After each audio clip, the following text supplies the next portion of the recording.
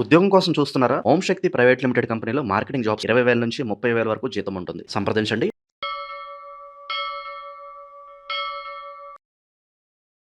ప్రస్తుతం మనతో పాటు ప్రముఖ ఆధ్యాత్మికవేత్త, జ్యోతిష్య వాస్తు పండితులు బ్రహ్మశ్రీ ఉమామహేశ్వర సిద్ధాంతి గారు మనతో ఉన్నారు. గురువుగారితో మాట్లాడదాం. నమస్కారం గురుగారు. ఆయుష్మాన్ భవ. గురుగారు, ఆగస్టు మాసం మీనరాశి వాళ్ళకి ఏమైనా శుభవార్తలు ఉన్నాయా, లేదంటే ఏలినాటి శని అలాగే వెంటాడుతూ ఉందా? మరి ఏ విషయాల్లో ఎక్కువ జాగ్రత్తలు తీసుకోవాలంటారు? సర్వమంగళ మాంగళ్యే శివే సర్వార్థ సాధకే శరణ్యే త్రయంబకీ దేవి నారాయణీ నమోస్తుతి. ఓం శ్రీ గురుభ్యో నమః. ఓం శ్రీ గం గణపతియే నమః. ఆగస్టు నెల 1వ తారీఖు 8వ నెల 2026వ సంవత్సరము, స్థిరవారము, శతభిష నక్షత్రము. చాలా బాగుంది అన్ని తిదివార నక్షత్ర యోగకరణాలు బాగానే ఉన్నాయి. శోభన యోగము, వనజీకరణము, శని ఉన్న స్థానము మీనరాశిలోనే, శని జన్మస్థానంలో ఉన్నాడు. తృతీయ స్థానమైన వృషభంలో కుజుడు ఉన్నాడు. చతుర్థ స్థానమైన మిథునంలో బుధుడు ఉన్నాడు. కర్కాటక రాశి అయిన 5వ స్థానంలో పంచమ స్థానం కర్కాటక రాశిలో గురు రవులున్నారు. షష్టమ క్షేత్రంలో శుక్రకేతువులు ఉన్నారు. లాభక్షేత్రంలో రాహుచంద్రులు ఉన్నారు. ఇది గ్రహ సంచారం. మీనరాశి వారి గురించి ఈ మధ్య జూన్ జూలై నెలలోంచి ఆగస్టులో కూడా చెప్పేశారు. అప్పుడే నేను చూశాను. ఇంకే ఉంది, చాలా విశేషమైన, ఒకరే కాదు రకరకాల మంది రకరకాలుగా చాలా విశేషంగా చెప్పేసేస్తున్నారు. ఎలా ఎక్కడ లేని సిరి సంపదలు, ఎక్కడ లేని ధనాదాయాలు, ఎక్కడ లేని పేరు ప్రఖ్యాతులు ఎన్నో వచ్చేస్తున్నాయి అంటున్నారు. నాకు తెలుసున్న ఆయన ఒకటి మీనరాశి ఉన్నాడు. మరి ఆయనకి ఏ రావట్లేదు. అడుగుతారు కదా, నాది మీనరాశి ఉంది ఏంటి రా అబ్బాయిని, నన్ను ఊరేటోరు అనుకుంటారులే, ఏమి రావట్లేదండి. అవన్నీ నమ్మకం కదా, ఎవరి జాతకం జన్మజాతకాన్ని బట్టే ఉంటుంది. అవి గోచార ఫలితాలు అలా చెప్తుంటారులే అని చేసి మనం ఏదో చెప్పుకుంటవచ్చు. నిజంగా చెప్పాలంటే మీనరాశి వారికి ఏలినాటి శని ప్రభావం. జన్మములో శని ఉన్నాడు. జన్మములో శని ఉండి ఏ ఒక్క గ్రహ దృష్టి మీనరాశి మీద ఉంది అని చూస్తే గురుగ్రహ దృష్టి ఉంది. మీనరాశికి ఆధిపత్యాన్ని వహించింది ఎవరు? నక్రశ్య కుంభరాశి నాయక సూర్యనందనాన్ని శని భగవాన్ ఉంటుంటే గురువు యొక్క దృష్టి శని మీద కేంద్రీకరించబడి ఉన్నది. అంటే శుభదాయకమైన ఫలితాలు ఇవ్వాలి. అశుభదాయకమైన ఫలితాలు ఇస్తే అలాగా. అయితే శుభదాయకమైన ఫలితాలంటే నేను చెప్పవచ్చేది ఏంటంటే, నీకు ఎంత కావాలో అంత అనుకోని విధంగా నీ ఆర్థిక స్తోమతని పడిపోనివ్వకుండా, యాచనావృత్తి చేయకుండా, సర్వ పనుల్లో కల్లా యాచనం అనేది చాలా నికృష్టమైనది. అడుక్కోవడం అది చేయకుండా, అప్పు చేయకుండా, అప్పు కూడా దరిద్రమే. అప్పు చేయకుండా నీ యొక్క శక్తి సామర్థ్యాలకు సరిపడగా నీకు కావాల్సిన ధనాన్ని నీకు ఇస్తున్నాడు. అంతకంటే నా అదృష్టం ఉందయా, మంచిదే కదా, వస్తుంది కదా, యోగదాయకంగానే వస్తుంది. అలాగే ఇక్కడ నలుగురు చెప్పిన విధంగానే ఒక స్త్రీని యొక్క జాతకంలోకి వస్తుంది అని చెప్పారు. నేను చెప్తున్నాను, అదృష్టమా కాకపోతే దురదృష్టమా చెప్తా, అదే విషయం చెప్తున్నాను. ఒక స్త్రీ కానీ పురుషుడు కానీ నీ జాతకంలోకి పాత తత్వంలో ఉన్నవాళ్ళు, అంటే నిన్ను మోసం చేసి నువ్వు యోగదాయకంగా ఉండాలి, ఎంతో కష్టపడి నువ్వు అందరికి మంచి చేసుకుంటే ఇల్లు ఆవిడికి లేదా అతనికి మంచి చేసావు, ఉన్నతమైన స్థానంలో నీ డబ్బు ఇచ్చావు, నీ యొక్క ఇది ఇచ్చో అది ఇచ్చో, అయినా నీ యొక్క ఉన్నతాన్ని చూడలేదు, కష్టం చేశారు, కష్టం పెట్టేశారు, నిన్ను అదోగతి పాలు చేసి పాడేశారు, మోసపోయాం. ఇక్కడ చీడ పురుగు చేరి చెట్టు చెరుచు, వేరు పురుగు చేరి వృక్షంబు చెరుచు, కుత్తిక్షండు చేరి గురవంతు చెరచుర విశ్వదాభిరామ వినురవేమ. ఈ పద్యం తెచ్చుకోలేడా? ఈ తప్పు చేసాడు అని చేసి నీకు తెలిసిపోయారా, మోసపోయా కదా. ఒకరిని ఒకసారే మోసం చేయగలడు ఎవడైనా. ఎందుకు చేసాడు? వాడు తెలివైనడు, ఈడ జాగ్రత్తగా ఉన్నాడు. ఒకరిని 10 సార్లు మోసం చేశాడు. 10 సార్లు మోసపోయావు. నీ అమాయకత్వం, నీ చేతకానితనం, ఆడు తెలివితేటలు కాదు, నీ చేతకానితనం అంటారు. అంతే కదా, ఒళ్ళు దగ్గరికి రోజు ఆడు మోసగాలని తెలిసి కదా, ఆడు కుత్తిక్షులని తెలుసు కదా, గుణవంతుని పొరజాతని తెలుసు కదా, జాతపడదు కదా. నువ్వు జాతపడకపోతే ఏం చేస్తారు? ఎన్నిసార్లు మోసం చేస్తారు. తప్పాడిది కాదు నీది. అటువంటి విధంగా ఉంటుంది. ఈ యొక్క వ్యక్తి నీకు గతంలో మోసం చేశాడు. ఇప్పుడు ఇంద్రుడు, చంద్రుడు, ఎన్టీ రామారావు లాగా ఉన్నావు, చిరంజీవి లాగా ఉన్నావు, మహేష్ బాబు మీ ముందు తీసుకట్టు ఇవన్నీ చెప్తున్నట్టు నువ్వు అర్థం చేసుకోలేదు. నమ్మద్దు. ఆ వ్యక్తుల వలన తీయటి మాటలతోటి, తీయని మాటలతో నిన్ను ముంచెత్తుతారు. అది నువ్వు దృష్టిలో పెట్టుకోవాలి. దృష్టిలో పెట్టుకుని వారిని దగ్గరికి చేరనివ్వకూడదు. అలాగని చెప్పేసి అని కళ్ళర్ చేస్తావా? చేయకూడదు. నీ పక్కన ఉన్నాడు అంతలా మాట్లాడుతున్న నువ్వు కళ్ళర్ చేస్తావు, ఎడ్రా సన్నాసి అని చెప్పి నీ మీద కొట్టాడు. అంతే కదా, పక్కన ఊరుకుంటాడా? అడిగి ఇటు సంబంధం లేదు రైతే. అదంతా మంచిగా చెప్తుంటే అతని మీద నువ్వు కేట వేస్తావట్రా, బుద్ధి లేదా నీకు అని అడుగుతాడు. ఆడికి అవకాశం ఇవ్వకూడదు. మళ్ళీ మూడో వ్యక్తికి అవకాశం రానివ్వకూడదు. కాబట్టి ఏం చేయాలి? నవ్వుతూ చెప్పాలి. అలాగా, సరే వచ్చారు కదా, చూద్దాం, చేద్దాం, చెప్తా, నాకు టైం కావాలి. ఇలాగే మాటలు ఎప్పుడైతే మాట్లాడుతున్నామో పక్కన ఉన్నాడు కదా, అవును చూస్తాను చేస్తాను అంటున్నాడు, నువ్వు చెప్పినట్లుగా చేసేయగలబట్టా అని ఆడంటాడు. నీకు వస్తాసి వస్తాడు, పక్కడికి వెళ్ళడం. అటువంటి విధంగా మాట్లాడుకోవాలి. ఈ వ్యక్తుల వలన నీకు భవిష్యత్తులోకి ఎంటర్ అయ్యే వ్యక్తులు ఎవరైతే ఉన్నారా, మగ అన్నది కదా, ఎవరైనా సరే, ఆడైనా సరే నష్టాన్ని చేకూర్చే పరిస్థితిని తెస్తున్నారు. లాభాన్ని చేకూర్చే పరిస్థితులు తేటవలేదు. ఇది తెలుసుకోండి. మీనరాశి వారికి ఏలినాటి శని ప్రభావం ఇంకా ఉంది. ఓ పక్క నుంచి గురుగ్రహ దృష్టి వల్ల మీరు ఏదో అడుగులు వేస్తున్నారు, యోగదాయకమైన స్థితికి వెళ్తున్నారు, ఉన్నతమైన పరిస్థితిలో ఉంటున్నారు. కానీ ఇక్కడ ఒక ముఖ్యమైన విషయం చెప్పచ్చు, అతి ముఖ్యమైన విషయం. మీనరాశి వారు 50 మంది కూడా శబాష్ అనుకునేటువంటి ముఖ్యమైన విషయం ఏంటంటే, ఎంతటి సౌలభ్యం కలిగి ఉన్నా, ఎంతటి మనస విధానం కలిగి ఉన్నా కూడా వీళ్ళు మనశ్శాంతిగా లేరు. మానసిక ఆందోళనతో గురైపోతున్నారు. ఏదో తెలియట్లేదు, ఎందుకు జరుగుతుందో తెలియట్లేదు, ఏం చేస్తున్నారో తెలియట్లేదు. కుటుంబ పరంగా ఇబ్బందులు అనుకోవచ్చు. కుటుంబ పరంగానే మొత్తం ఆర్థిక పరంగా ఇంకోటవనే ఆర్థిక పరంగా అనకూడదు. ఆర్థికంగా బాగానే ఉన్నది, డబ్బులు వస్తున్నాయి, ఆర్థికంగా నష్టం ఏం జరగదు. కానీ ఏంటంటే మానసిక ఉల్లాసం లేదు. ఎవడో ఏదో పెడుతున్నాడు, ఏదో మాట్లాడుతున్నాడు, అప్పటికప్పుడు చిటుకుమంటుంది అనే భావంతో తప్పదు, బ్రతకాలి. ఇంకొక విషయం, ఈ మీనరాశిలో ఉన్న స్త్రీ, పురుష, వృద్ధ, బాలిక, యువక ఎవరైనా సరే ఆరోగ్య విషయంలో శ్వాస సంబంధితమైన వ్యాధులు వస్తున్నాయి. శ్వాస సంబంధితమైన వ్యాధుల వల్ల ఏమవుతుంది? మాట్లాడుతూ హార్ట్ అయిపోవచ్చు. శిర సంబంధమైన వ్యాధులు వస్తున్నాయి. ఆలోచన ఎక్కువైపోతే మెదడులో ఉన్న నరాలు చిట్లిపోతాయి. ఏమవుతుంది? హాస్పిటల్కి వెళ్ళే అవకాశం ఉంది. అటువంటి భయంకరమైన వ్యాధులకు గురి అవ్వడానికి అవకాశం ఉంది. హార్ట్కి సంబంధించి, మైండ్కి సంబంధించి, కిడ్నీకి సంబంధించి, లివర్కి సంబంధించి రకరకాలు అన్ని.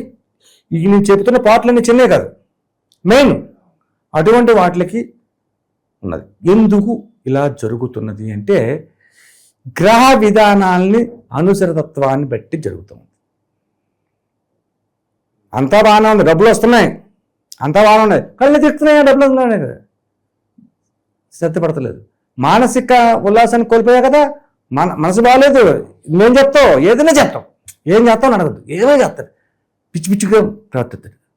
పడుకుని మానేస్తాడు, ఎందుకంటే నిద్ర పట్టదు, తల బాగా తీసుకుంటాడు, ఎక్కడ ఉంచగలదు.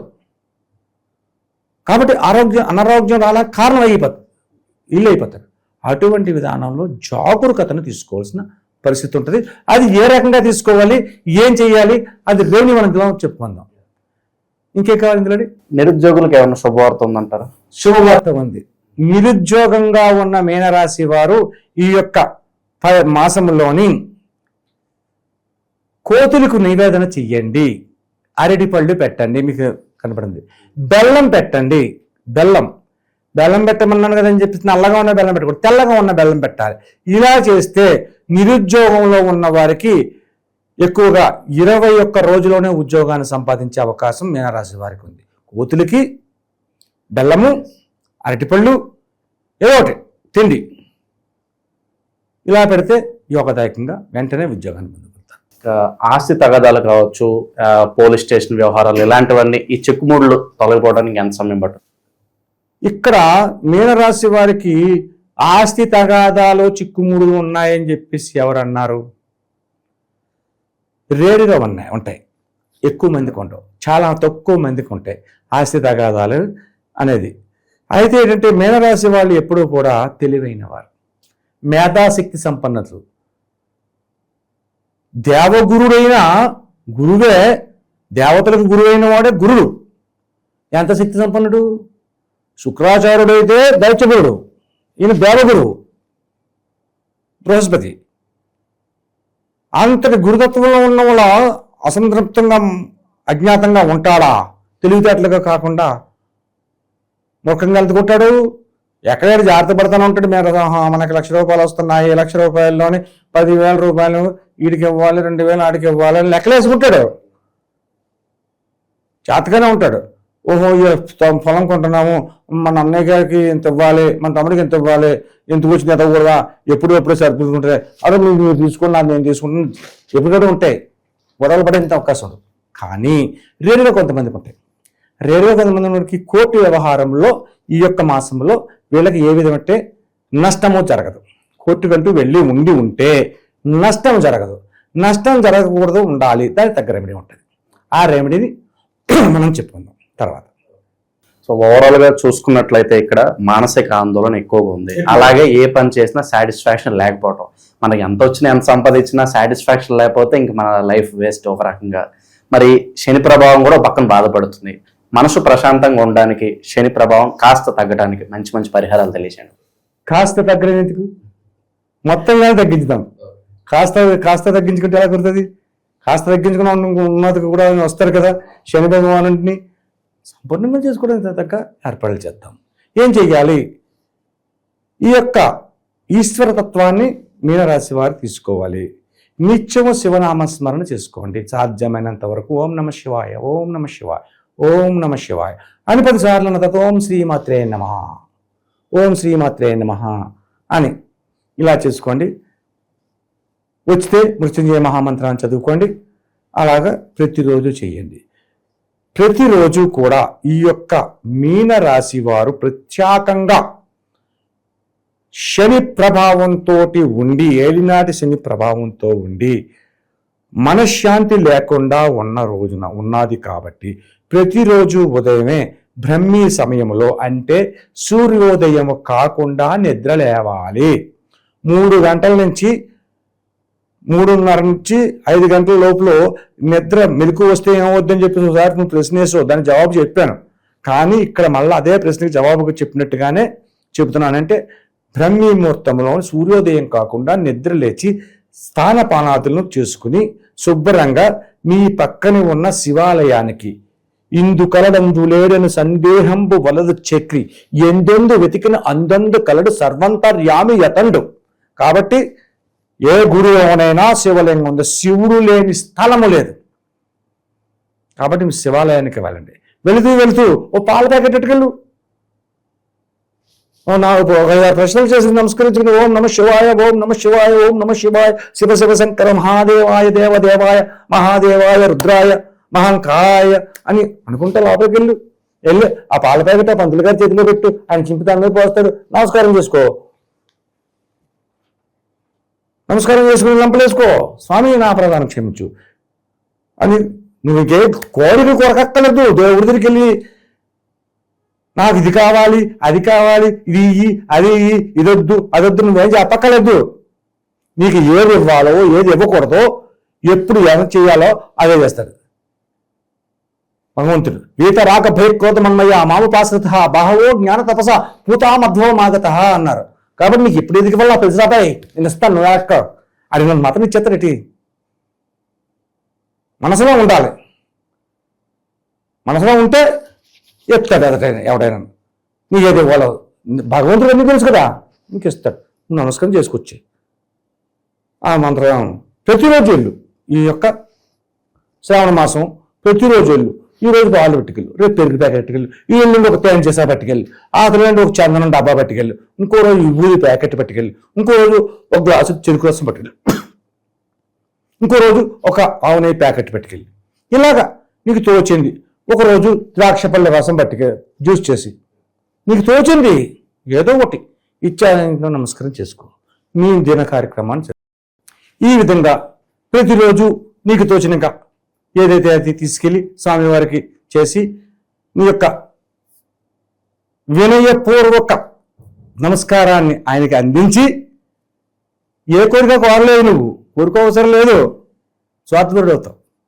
ఓహో నా భక్తుడు కోరిక కూడా కోరలేదురా, ఇది కొంచెం కష్టంలో ఉన్నాడు, ఈ ఏలినాటి శని ప్రభావంలో ఉన్నాడు, ఆ శని ప్రభావాన్ని తొలగిద్దాము, ఈ శత్రు ప్రభావాన్ని తగ్గిద్దాము, ఈ యొక్క విధానాలన్నీ రూపుమాపుదాము, ఇంట్లో ఉన్న పరిస్థితి ప్రభావాల్ని మెరుగుపరుద్దాము అనే విధంగా ఆయనకి అనిపిస్తుంది. అలాగే చేస్తాడు. కాబట్టి ఈ మీనరాశి వారు ఈ పరిహారాన్ని పాటించాలి. ఈశ్వరనామాన్ని ప్రతిరోజు గుడికి వెళ్ళండి. వీలైతే స్వామివారిని అభిషేకం చేయించండి, తప్పేముంది. అభిషేక ప్రియుడైనా ఈశ్వరుడికి అభిషేక ప్రియుడు, విష్ణువు అలంకార ప్రియుడు. అభిషేకం అంటే ఏంటి? శివలింగం మీద నీళ్ళు పోసావు ఎక్కడ పోతుంది? పాలు పోసావు ఎక్కడికి వెళ్తుంది? తేనె పోసావు ఎక్కడికి వెళ్తుంది? కింద పోతుంది. ఎక్కడికి వెళ్ళింది? కింద కింద ఏముంది? శివలింగం కింద పాన్మట్టం. పాన్మట్టం ఎవరు? అమ్మవారు. అమ్మవారి పక్క నుంచి ఎక్కడికి వెళ్తుంది? నదీ గర్భంలో గంగా విధానంలోకి వెళ్తుంది కిందకి. అంటే ఇప్పుడు శివాలయాల్లో శుభ్రత లేకుండా దాన్ని ఏమో పక్కన పడిశారు. అలా కాకుండా నదీ గర్భానికి వెళ్ళే దారిని పెట్టేవారు పూర్వకాలంలో. ఆ నదీ గర్భంలో అంటే శివునికి ఇచ్చింది ఆయన స్వీకరించాడు. ఆయన స్వీకరించింది అమ్మవారు స్వీకరించింది, అమ్మవారు స్వీకరించింది భూమాతకి భూదేవికి వెళ్ళింది, అంటే గంగా విధానంలో వెళ్ళింది. ఎంతమందికి వెళ్ళింది? అభిషేక ప్రియుడుగా తీసుకున్నవాడు అభిషేకాన్ని తాను తీసుకుంటున్నాడు మొత్తం. ఇప్పుడు వెంకటేశ్వర స్వామి ఎదుర్కొంటాను లడ్డూలు చక్కెర పొంగళ్ళు లేదా ఏ నైవేద్యం పెట్టేశారు, ఆయన వచ్చేది తింటలేదు. అది మనమే తింటున్నాం. ఆయన తింటలేదు, మనమే తింటున్నాం. ఈశ్వరుడు అలా కాదు, నువ్వు అభిషేకం చేస్తున్నావు, ఆయన తీసుకుంటున్నాడు. తీసుకుని వదిలేయట్లేదు, అమ్మవారికి ఇస్తున్నాడు. అమ్మవారిని తీసుకున్న తర్వాత స్వీకరించి తర్వాత నదీ గర్భానికి ఇస్తుంది. మరి అంతేనా? ఈ విధంగా ఎప్పుడైతే మనం చేస్తామో ఈ యొక్క మీనరాశి వారికి ఎంతో కష్టభరితంగా చెప్పుకోలేకుండా నవ్వుతూ తిరుగుతూ నేరుస్తున్న వారందరికీ కూడా ఉపయోగకరమైన స్థితులు పొందుతారు. అత్యధికమైన యోగదాయకాన్ని పొందుతారు. ఆగస్టు నెల ఏ విధమైన ఇబ్బందులు ఉండవు, ఏ విధమైన నష్టాలు కష్టాలు ఉన్నా పైకి కనపడకుండా నవ్వుతానే ఉంటారు. అలాగే ఈ యొక్క మీనరాశి వారికి ఈ యొక్క ఆగస్టు నెలలోని గృహ యోగ్యతాభావం కూడా కలిగి ఉన్నది. గృహాన్ని నిర్మించడము లేకపోతే కొనుగోలు చేయడము అనేది జరుగుద్ది. దూర ప్రాంతము నుంచి దగ్గర తత్వంలో వచ్చే స్త్రీ పురుషులను నమ్మద్దం. దూర విధానంలో కొత్తగా వచ్చిన మిత్రుల వల్ల జరుగుతుంది. వాళ్ళు చెప్పే మాటల్ని విశ్వసించి మంచి ఆలోచన చేసుకుని దాన్ని ఆచరణలో పెడితే లాభదాయకమైన ఫలితాలను పొందగలుగుతారు. ఇది తథ్యం. ఓవరాల్గా ఆగస్టు మాసంలో మీనరాశి వాళ్ళకి ఎదురయ్యే పరిణామాలు మరి ఏ విధంగా ఎదుర్కోవాలి, ఎలాంటి జాగ్రత్తలు తీసుకోవాలి, మంచి విశ్లేషణ అందించారు. ధన్యవాదాలు. ఆయుష్మాన్ భవ.